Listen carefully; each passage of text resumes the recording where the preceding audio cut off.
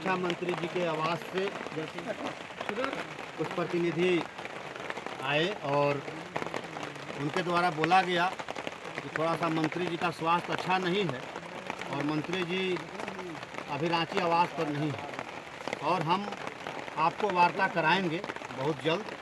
आप मुझे मांग पत्र देने का कार्य करें।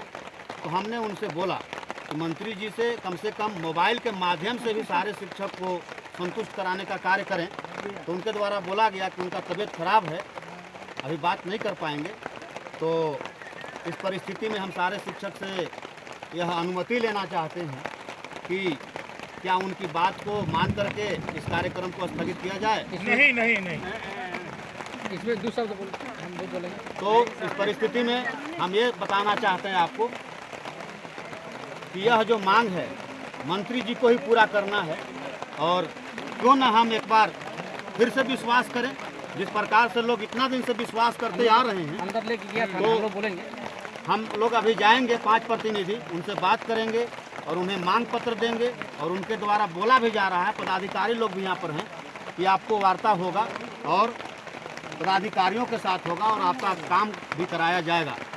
इसलिए हम चाहते हैं कि जितने साथी आए हैं उन्हें अपना हक अधिकार के बारे में चिंता है और हमें भी बहुत चिंता सता रहा है कि आज 5 सितंबर के दिन शिक्षक दिवस के शुभ अवसर पर भूख हड़ताल हम लोग किए हैं और उनके द्वारा यदि हमें निमंत्रण दिया जा रहा है, हमें बुलाने का बात दिया जा रहा है, तो हम लोग को मौका देना चाहिए। हम शिक्षक हैं और शिक्षक समाज का आईना होता है और हमें शिक्षा मंत्री से लेना है।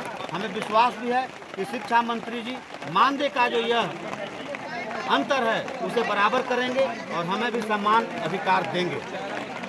सर, उस समय जिस समय 50% और 40% दिया गया था, उस समय वो सीधे बोले थे कि अभी हम 50% आप लोगों को नहीं देंगे जब तक कि आप लोग आकलन पास नहीं कीजिएगा।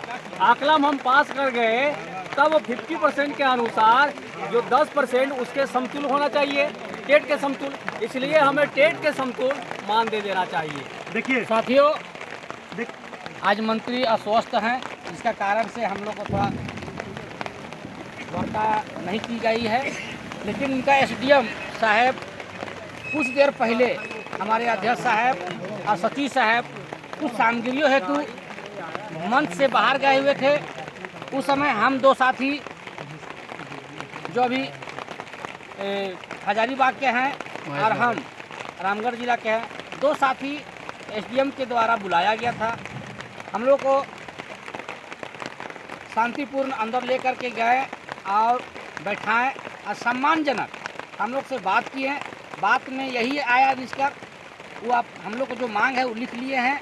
बोले हैं कि आज मंत्री जी का अस्वस्थ होने कारण से जो है से नहीं मिल पाएंगे या नहीं वार्ता हो पाएगा, लेकिन आप लोग को पुनः जो है से आप लोग को बुलाया जाएगा। आप अपना मांग पत्र हम लोग को टेबल में दे दीजिए।